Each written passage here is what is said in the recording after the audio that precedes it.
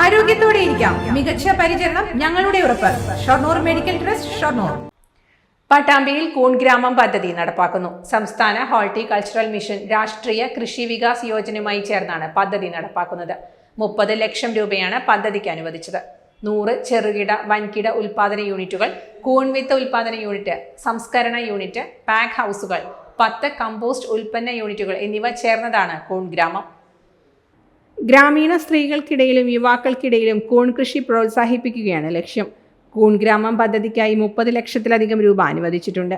കൂൺ വളരെ പോഷകാഹാരം ഉള്ളതാണെന്ന് നമുക്ക് എല്ലാവർക്കും അറിയാം. അതുകൊണ്ട് തന്നെ ഈ മേഖല കൂടുതൽ വിപുലമാക്കുന്നതിനും ഒരുപാട് സംരംഭകരെ ആകർഷിച്ചുകൊണ്ട് കാർഷിക മേഖലയിൽ ഒരു ഉണർവ് വരുത്തുന്നതിനുമൊക്കെ ഈ പദ്ധതി സഹായിക്കുമെന്നതിൽ യാതൊരു സംശയവുമില്ല.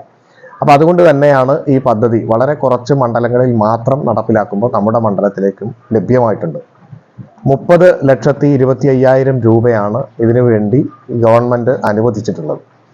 ഇതിൻ്റെ പ്രത്യേകത എന്ന് പറഞ്ഞു കഴിഞ്ഞാൽ വിത്ത് ഉൽപാദനം മുതൽ അതുപോലെ തന്നെ മഷ്റൂം ഉൽപാദനം അടക്കം അതിൻ്റെ സംസ്കരണം, വാല്യൂ ആഡഡ് പ്രോഡക്റ്റുകൾ ഉണ്ടാക്കുന്നത്, പാക്കിങ്, പരിശീലനം അടക്കമുള്ള എല്ലാ മേഖലയും, വിപണനം അടക്കമുള്ള എല്ലാ മേഖലയും ഉൾക്കൊള്ളിച്ചുകൊണ്ടുള്ള ഒരു പദ്ധതിയാണ്, സമഗ്രമായ പദ്ധതിയാണ്.